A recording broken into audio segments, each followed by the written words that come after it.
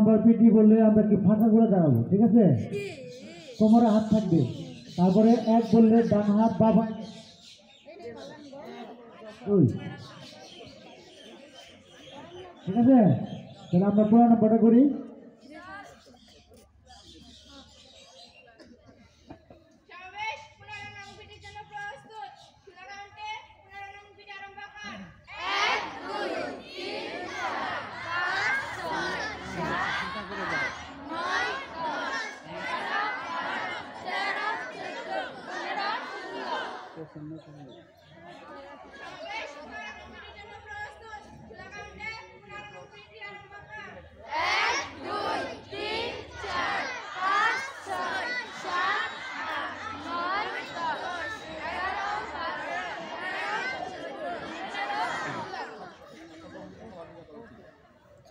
পনেরো নম্বর পিটির কথা বললে একটু ফাঁকা করে দাঁড়াতে হবে, তা না হলে তোমার বডি ধোয়াইতে কষ্ট হবে, মাছের ফুল হতে পারে।